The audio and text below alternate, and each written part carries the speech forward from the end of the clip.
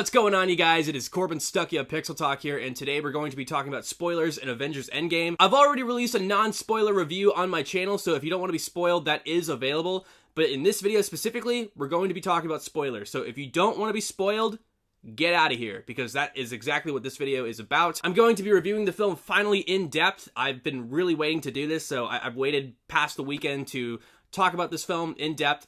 And that's what we're going to do. Let's get started. And stay tuned after the end of this video to learn how you can get a Thor Funko Pop. I'm giving this away. So, yeah, little giveaway. All right, so I loved this movie immensely. In my first viewing, my first review, I remarked it as the best Marvel film out there. I did go back to watch Infinity War, and I tried to figure out if I liked Infinity War more than Endgame.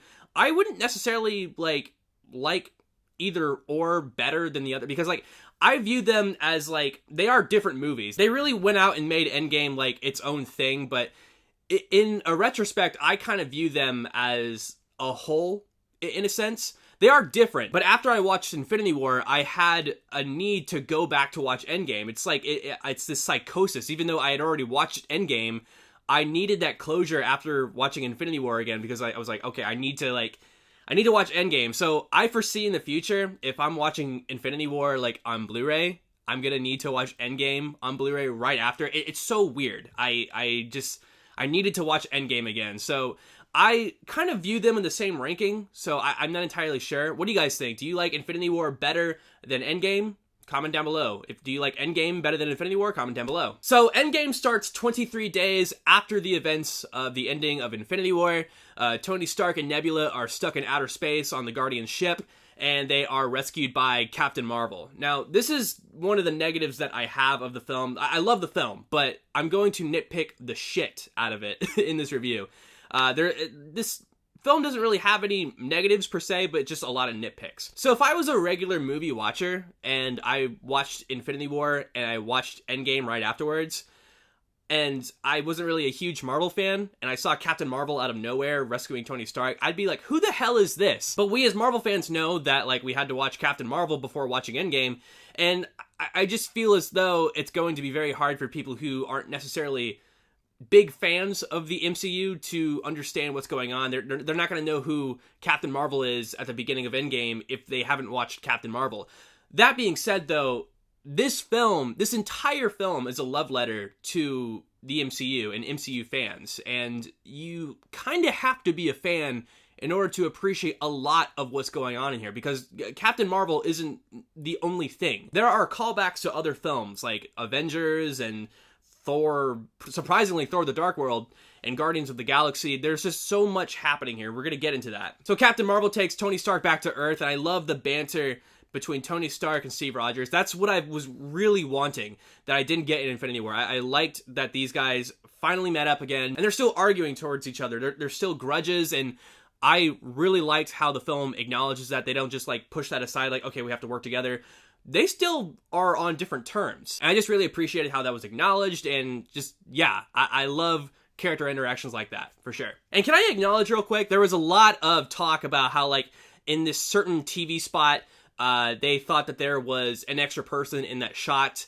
They thought that maybe, they CGI'd that person. No, they didn't CGI out a person, but if the shot continues, we see that it's Pepper Potts. So I just love how, we're all speculating after, past Marvel promotions that, there might be certain people in the trailers that have been, CGI'd out because, we didn't see Spider-Man in that Civil War trailer. So I just love how, we were all not necessarily tricked, but we all just assumed that someone was in that shot, but it was just, Pepper Potts, seconds later. So that was funny to me. I almost chuckled in the theater. So they all decide to go to the garden to get the stones from Thanos, and they find out some very bad news. They find out that Thanos has gotten rid of the stones by using the gauntlet again, and Thor is angry and he goes for the head. That was a really holy shit moment in the film where he just goes for the head. Everyone laughed at that part, but it's oh my god, Thor's going through some stuff, and we see that after the 5-year point in this film. So 5 years passes and we see that the Avengers are doing their own thing. We see that Steve Rogers is holding a support group, and we get a cameo from Joe Russo where he says that he went on a date with someone and they just started crying. And I love how the film handles everything in this kind of 9/11 fashion where people are affected by this tragedy. Like, how would people, like, suck this in? How would they react? And I love how not only does the film explore this from the superheroes' perspectives, but it explores it from normal people's perspectives. Like, people would need to, like, go to counseling and stuff like this. And I also loved how, out of all the Avengers, it's Steve Rogers, because he is basically a people person, really. He's not just Captain America. He's not just, like, this heroic figure. He's just a normal guy as well. And I just really love the fact that he's doing this. He's talking to regular people. That's a hero right there. I loved Captain America even more for that reason. Oh, and I forgot to mention this too. Hawkeye's family disintegrates in the beginning of this film. And that's actually Joe Russo's daughter, who is Hawkeye's daughter. So I thought that was a really cool thing. There's a lot of Easter eggs that I really appreciate in this film. And they all just fade away. And that all leads up to Hawkeye basically going on a killing spree. Killing, like, cartel members and gangs and stuff like that. And it's really affecting Black Widow, because she has War Machine going out to see if he can find Clint Barton, and it's really affecting her. And I really liked how the film takes the time to showcase how everyone's feeling, because there's a lot of downtime. There's a lot of silent moments, and that scene where Scarlett Johansson just starts crying, I was like, oh my god, like, this is really emotional. This is really affecting her. A lot of this movie, what I really appreciate about it is that everybody is being affected in some manner. Everyone's going through their own thing that they've got. And that's Black Widow's thing, is that her family that she found since 2012 is being torn apart, especially since, like, you know, Hawkeye's going out and about and doing pretty horrible things. So it's just, I really appreciate how a lot of people are going through certain things. Also, I would have acknowledged the real hero of Endgame. The real hero of Endgame is Chuck E. Cheese. Yeah. Chuck E. Cheese. A rat. A rat basically releases Scott Lang from the quantum realm. And that was an emotional scene as well. I was not really expecting that whatsoever, because we all see Paul Rudd as the comedic figure in these movies. And I started getting teary-eyed where he runs home and he sees his daughter for the first time as, like, a young adult. I started tearing up. I think it was just because, like, it was so unexpected, and it was just coming from the angle of Paul Rudd, just, you know, a character that you wouldn't foresee going through an emotional scene like that. So I just really appreciated the fact that I was able to get, like, an emotional reaction from a character like that. And then he goes to the Avengers and he explains that there might be a way to time travel to fix all of this. And we're going to talk about the time travel aspect of this film, definitely. And then they go talk to Tony Stark, and this is what I was talking about in my other review, where there's more at stake than just bringing back these heroes. Tony Stark basically has a family now. He has a kid. And I really liked how he named her Morgan, because in Infinity War, he had a dream that they had a child, I think it was like a son, named Morgan. And I liked how he just kind of kept the name still Morgan, because that's, like, that could be a girl's name too. And I just loved how the film brings more to the table, that there is more at stake. And if they go back in time and fix everything, that could erase what they've had for the past 5 years. He might not have a daughter if they, you know, fix everything. So they have to figure out a way to not only fix everything, bring everybody back, but, you know, keep everything maintained in the last 5 years. So I really liked how there's more at stake. Let's talk about this scene real quick too, because Morgan in the tent has an Iron Man or an Iron Woman helmet. Rescue, technically. Rescue is the name of the character from the comics. Pepper Potts, when she becomes an Iron Woman, it's Rescue. So it looks like in this scene that Tony Stark is done, like, being a superhero, that he's, like, you know, succumbed to this family life. That's what it appears to be. So why on earth is he making Iron Man armor for Pepper Potts? You know? It's just like, are you done or are you not done? You know, it seems like, from what we see, it seems like he is really, like, just wanting to be a family man. And he wants nothing to do with, like, the Avengers or, like, you know, saving the universe. He just wants to be there for his family. So why on earth is he making Iron Man armor for Pepper Potts? That's just a thought. So he says no at first, so they go talk to Bruce Banner. And oh my god, Professor Hulk. I loved Professor Hulk in this. Basically, Banner spent 5 years trying to figure out how to control the Hulk, and it's just amazing. I loved him so much. I love the part where, like, Paul Rudd, he's trying to eat a taco, but the Guardian ship blows the lettuce and cheese out of the taco, and Hulk comes with a new taco and he smiles at Paul Rudd. It was just like oh, that's nice. He's so nice. And then it cuts to the scene where like he's in the back of the truck. Just, I love that. I love like the mellowness of the character. And I would love to see just like a Hulk movie centered around Professor Hulk. I think that could be like a really cool concept. And let's talk about Thor, because Rocket Raccoon and Bruce go to see how Thor's doing, to see if like, you know, if he can help out. And he's not doing too good. He is having regrets from Infinity War. He basically feels like it's his fault because he was right there. He could have killed Thanos instantly, but he decided to like make him suffer for a little bit. And I love how, like, because it is comedic, you know, because he's fat and everything. I want to acknowledge something real quick. So this is the Funko Pop I'm giving out. This is not in the movie. This is just normal Thor with a regular quantum suit. If this was to be more accurate, it should be fat. This is not in the film, so I just wanted to acknowledge that. As you can see, there was an exclusive Captain America figure, Iron Man figure, and Hulk figure, and there was, like, Quantum Realm figures as well, but Thor only had a Quantum Realm figure, so I'm foreseeing in the near future that there's going to be an exclusive Thor figure where he's fat, because this was the only one that we got. So I'm watching you, Funko. You better release that exclusive fat Thor figure. So they go back to Avengers Mansion and they're trying to figure out time travel, which I was really skeptical while watching the film, because they're talking and you really have to listen to understand the science behind it. But after doing my research and watching the film again, it actually makes sense, because if you go back to the past and you change the past and you go back to the future, you go back to your own future. You don't go to a different future. That's a different timeline. So I actually really liked that science of time travel. It was different from other films, and I loved how they basically said that Back to the Future was bullshit. I loved that so much. But it does kind of like make the ending a little bit confusing, but we'll get to that later. And I love how like the team where they like put their fists like in the center, and it's basically like a callback to Iron Man in 2008, where it like shows like his heart. There's a lot of callbacks, especially in the last third of the film.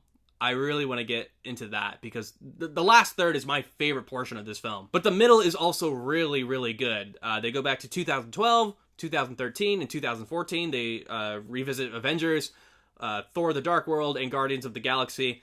And I really like this, because it showcases what happens after the fact that they're standing over Loki and doing that stance. They showcase that there were other people in the MCU involved after the events of Avengers. We see the characters from Captain America, the Winter Soldier. There is so many funny things happening in this sequence, like, and a lot of comic book oriented stuff as well, because we see Captain America take the scepter and he's like, "It's okay. Hail Hydra." And that's actually in the comics as well. Captain America turned into a Hydra agent for a little bit, and I really disagreed with that, because I really hated, like, back then how they turned our favorite superheroes into supervillains, like Superior Spider-Man. That's a different story for another time, but I just really hated that. However, one nitpick that I have about this is they went through all of this trouble, right, to basically figure out, like, different portions in time where the stones are, okay? And they had to go back in time, and they say in the film, changing the past does not change our future, because it's a separate timeline. So if that is the case, then why are they being so secretive about it? Because they're going through a lot to not be noticed by their past selves, you know? Because the only reason why you would do that is so you wouldn't change your future, but they have acknowledged in this film that changing the past doesn't change the future. So why are they going through these lengths to not be noticed by their past selves? That was a huge nitpick of mine. Why didn't they just, like, meet their past selves and be like, "Hey, we're from the future, we need the stone, thank you, bye-bye." You know what I mean? Also, if they need all the stones, right, then why don't they just go to the sequence in Infinity War where they're on Thanos' home planet and they all gang up on him and take the glove? That almost happened, where they, like, almost took the glove, but, you know, Star-Lord was a dick and decided to go all crazy. They could have just, like, taken the stones that were already there, and they could have gone back in time to Avengers just to get that one Mind Stone, you know, because they don't want to go through the, you know, event of killing Vision again. So that's just a huge nitpick of mine, is that they could have just gone to Thanos' home planet, all ganged up on Thanos, taken those stones, and just been done with it, you know? And one person could have just gotten the Mind Stone in 2012. Yeah. But I loved how they did it, though, because it's so nostalgic that we're revisiting these films yet again. You know, the Avengers and Thor: The Dark World. It's a little bit questionable. The one thing I liked about Thor: The Dark World is him talking to his mom. I really like that portion of the film because basically she explains to him, like, you need to stop trying to be what the world wants you to be and be the best person that you can be, you know? That was an awesome, like, thing that she could have said to him at that time. And I love the part where, like, he, you know, reaches his hand out and he gets the hammer. Because that showcases to him that he's still worthy, you know? Because it was never about him being unworthy or anything like that. People just make mistakes in life. That doesn't mean you're unworthy. I really liked that portion of this film. Even though I didn't really like Thor: The Dark World, I really liked that. I think it really just adds on to that film in a way, even though it's not that good. I also love the interaction between Nebula and War Machine, where she's talking about how, like, Thanos, like, upgraded her and, like, tinkered with her a lot in order to improve herself. And I love what, you know, Rhodey says to her, like, we work with what we got, you know? Like, we weren't always this way, but we work with what we've got. And I just love the interaction and the fact that, like, they're watching Star-Lord dance, like, without the music, and that was funny. That was really funny. And I have to talk about this scene. Hawkeye and Black Widow getting the Soul Stone. Black Widow dies in this film. That was emotional, because essentially we have Hawkeye who has lost everything, and he has to sacrifice his friend in order to save his family. I thought that was, like, a really well-written scene. And I think it, like, pays off at the end where, like, Hawkeye gets the call from, like, his wife when they use the gauntlet to bring everybody back. Let's talk about that too. So they all go back to Avengers Mansion and they make a Stark gauntlet. And this is my main negative of the film, because this just doesn't make sense in the script that they've provided us. So before they go back in time, they say that they only have one Pym particle each. So that means that they can go back in time and they can go back to the future. That's why it's really questionable when Captain America and Tony Stark go to the 70s to get, like, the Tesseract, but luckily they find some Pym particles there. But I really like that scene because Tony gets to talk to his dad, and Captain America gets to see Peggy, which all plays out in the ending of the film. So this is my main negative. So the Nebula from the past takes the place of the Nebula in our present to go to the future, right? So she used the Pym particle, but she not only was able to send Thanos into the future, but she sends an entire fleet, an entire armada, an entire army to the future. It's like, I'm sorry. Do you have enough Pym particles to do that? Like, that was my main negative throughout the entire film. It all leads to this awesome third act battle. It's amazing. It is the best portion of this film. But the way that it happens doesn't really make sense in the script, because the script clarifies that they all have one Pym particle to go back. You can't just bring Thanos to the future. He doesn't have, like, a Pym particle. You need to use that Pym particle to go to the future for yourself. And you not only brought Thanos to the future, but you brought an entire ship, an army to the future. That's my main negative of this film. But it's still cool. I'm still able to push that aside because it's cool. It's a cool movie. Yeah. So after they use the gauntlet, Clint gets a phone call from his wife. That's really emotional. And I liked how Scott Lang goes to the window and he sees all the birds. That's an indication that, like, everything's fine in the world. It's sunny. And then, boom! They get shot down. And, dude, I thought Ant-Man was going to die. I thought he was dead. I was like, oh my god, oh my god, oh my god, Ant-Man's dead. But he was alive. In the next scene, I'm like, oh, thank god. Now let's talk about this third act, because it has arguably the best battle in the MCU ever. Absolutely loved it. Captain America picks up Thor's hammer and kicks Thanos' ass for a moment. Now, people are wondering, like, why was he able to do this now? Why was he able to pick up Mjolnir if he wasn't able to do it in Age of Ultron? I've read into this. It's because he finally came out and told Tony the truth in Captain America Civil War about Bucky killing Tony's parents, which basically made him worthy to hold Mjolnir. And that's, yeah, I can foresee that. I just wish that the film really acknowledged that in its own way, because I can foresee somebody like, you know, I just wish it was more straightforward, you know? I wish that, like, I didn't have to research that in order to figure out, like, why that was a thing. I just wish that the film was able to explain that in its own manner. But regardless, I still think it's cool, you know? I still think it's, like, a really, not necessarily ambiguous thing, but I think it's cool that we can talk about why he was able to do it in the first place. And that seems like the most likely thing, is that he was able to explain to Tony what happened to his parents in Civil War, and that's why he became worthy, you know? So I like that. And then Captain America gets a call from Sam, and this is a callback to where he's like, on your left. On your left. On your left. Don't say it. Don't you say it. On your left. Come on! Yes. Then all the heroes come out, Guardians of the Galaxy, Doctor Strange, and my favorite that I was waiting for this entire film, Spider-Man. I needed Spider-Man back in my life. That was so fulfilling. I noticed in this film, too, where they're about to say, like, really cool catchphrases from the comics and the movies where, you know, they take a pause to say them. Like, Captain America's about to say Avengers Assemble, but he's like, Avengers? He should definitely be looking at the audience when saying this and, like, giving them a wink. Assemble. It just feels like that. He doesn't do that, but it feels like they're teasing the audience in a sense, you know? So there's like a battle and everything. And even though I had a nitpick about the rescue armor in the beginning of this review, how I was saying like that's like really weird how he would make that armor, I still think that is the coolest shot ever of Iron Man and Pepper Potts like in the sky and the camera's like circling around. That is so cool. That is like the coolest shot in terms of Iron Man in this film. Absolutely loved it. And then like Captain Marvel comes up out of nowhere. And that was a weird thing too, is Captain Marvel is barely in this film. She's in the beginning and she's in the end. You went out of your way to make a Captain Marvel movie and to explain to an audience like who's never heard of Captain Marvel who Captain Marvel is. And she's barely in Endgame. And I have a theory behind that. I feel as though, and I can't believe I'm comparing Endgame to this movie, Justice League.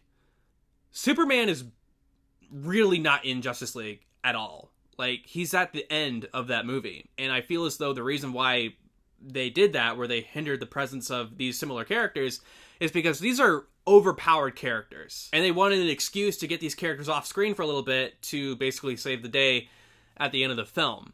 And I don't know, like, it makes sense, but it's like, guys, you went out of your way to make a Captain Marvel film and you're barely using her in the film. Here's an interesting fact.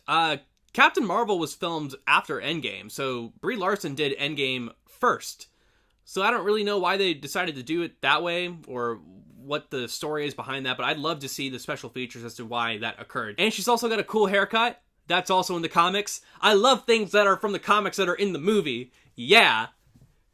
I'm such a nerd. And then there's that shot where, like, they have all the female characters in one shot, like Valkyrie and Scarlet Witch and Captain Marvel, and just, this would all have been so fulfilling if, like, Black Widow was there. Oh my god, it's so sad. Also, let me mention something. That shot with, like, Black Widow in the trailer, like, using her gun, that's not in this film. I think they just realized how stupid that was, and they decided not to, like, you know, use it, because what's she gonna do? Is she gonna shoot Thanos? I think they just realized the stupidity of that shot, and they decided not to, like, have it in the film. But it's still a really cool shot. It doesn't make sense in the script as to why she'd be, because these are powerful beings. Let's face it. I also love the callback in this film where, like, Black Panther goes up to Clint and he's like, Clint, give it to me. Give me the gauntlet. And the only reason why Black Panther knows that that's his name, that's Clint's name, is because of this scene right here. I'm Clint. I don't care. That plays out in this film. I really like that. Yeah. So they're all fighting Thanos, and this is the main spoiler that happens throughout this entire film, that, like, if you go out and spoil this to anyone who hasn't seen this film, you're a dick. Iron Man dies. That was incredibly hard to watch. My parents were a little confused when they saw that. They were like, well, how did he get the stones, like, off the gauntlet? Like, I think he was able to use his technology to, like, suck the stones in. Like, I don't know. It was shot really weirdly. I can see how, like, some people were confused by that, but basically he was able to get the stones off the gauntlet onto his person. And like I said, like, they take time to say certain phrases in this film where he's like, I am 5 hours later. Iron Man. So they're really teasing the audience. So there's a funeral service for Tony Stark, and it's really well shot because we see everybody in the MCU basically there for this funeral, and it's so emotional, and just everybody's there, including that one kid. A lot of people in my theater were like, who's that kid that's standing all by himself? That is the kid from Iron Man 3, where he goes to Texas and he's staying in like his barn or whatever. That's a kid from Iron Man 3, the kid who was in Insidious. I thought that was a really cool callback. There's a lot of callbacks in this film, like I said. And one of the callbacks that I really liked, if you're a hardcore MCU fan like myself, is when Jon Favreau is sitting there with Morgan, and he's like, what do you want to eat? And Morgan's like, cheeseburgers. And he was like, oh, your dad liked cheeseburgers. The scene from the first Iron Man movie where he gets back to America and he just wants cheeseburgers. I don't have to do anything. I've been in captivity for 3 months. There are 2 things I want to do. I want an American cheeseburger. Logan, What on drive. earth for? Cheeseburger first. Look at you. Oh, burger, you had to have a burger. Well, come on. That's amazing. This movie is filled with so many callbacks. Like, if you're like a true MCU fan, you're gonna like foresee things from like the first Avengers movie, the first Iron Man film. Like, I just really, really like this film in terms of all of that. I know I said that you really have to like see a lot of these films to understand what's going on in Endgame, but it's done so well. And we see that Thor gives Valkyrie the throne of Asgard. She becomes king or queen or whatever. King, I don't know. And he basically joins the Guardians of the Galaxy on their ship, becoming the Asgardians of the Galaxy. And I think there's a theory behind this. So we all know that James Gunn was fired last year because of the tweets on Twitter. Obviously, tweets come from Twitter. While they were filming this film, they had no idea if like he was going to be back for Guardians of the Galaxy 3. At the time, he was fired from that. So what I think might have happened was that they wanted Thor to join Guardians of the Galaxy so Taika Waititi could direct Guardians of the Galaxy 3. That would have been very interesting because they have like very similar humor, James Gunn and Taika Waititi. But I'm so happy that James Gunn is directing Guardians 3 because this is his franchise and these are his characters, and I love justice. That's what I'm going to say about that. Justice that he is back directing Guardians 3. It would have been cool for Taika to, direct Guardians 3, but I'm just glad that James Gunn has a hold on this movie again, and Taika can just do something else. I think he could do an awesome, funny Marvel film, like something else. I wonder what he's going to do. That'd be interesting. Okay, let's talk about this ending with Captain America because there's so much I want to talk about in terms of this ending. I loved it. I love the closure of it. There are some nitpicks that I have of it, but I loved the idea of it. And I loved how he was able to go back in time and talk to Peggy Carter and get married to her. And that was emotional itself, just to see them dance. Like, I started tearing up. I teared up for like Tony Stark. I cried probably like maybe 5 or 6 times in this film, and that was one of the parts. Was this ending where he finally got to have that dance. Now let's nitpick this in terms of time travel in comic books. So basically, it's explained in this film that if you travel back in time and you change the past, like, it's not the timeline that you came from. It creates a totally different timeline. That's how time travel works in this film. But in the ending of this film, he goes back in time and he grows old and he's there in their timeline. I think it's because since when they took the stones, they created an alternate timeline. But since he went back to give back the stones, it turned back into their original timeline. That's what I'm thinking. But basically what that means is there was a second Steve Rogers in this timeline this entire time, if I'm thinking about this properly. So he was in hiding. So it's really interesting to think about, I don't know. If I'm wrong, comment down below, because this is a really interesting theory. And then old Steve Rogers gives the shield to Sam, the Falcon. I liked this. I like this portion of the film. I really wanted it to be Bucky, because I like Bucky, and I'm a comic book fan. Like, I loved the comic series where Captain America dies and Bucky takes up the rank. Maybe it was just, like, my comic book nerd, like, screaming inside me, like, it should be Bucky. But I think about it in the franchise's own realm, and Sam has really been there for Steve Rogers. Like, a ton, basically. He helped him find his friend, and he's been by his side ever since. And I thought about it from, like, the franchise's perspective and everything that's happened in the Russo brothers films, like Winter Soldier, Civil War, Infinity War, and it made sense in the film's own rankings. So as much as my comic book nerd wanted it to be Bucky, I really appreciated that it was the Falcon that is becoming the new Captain America.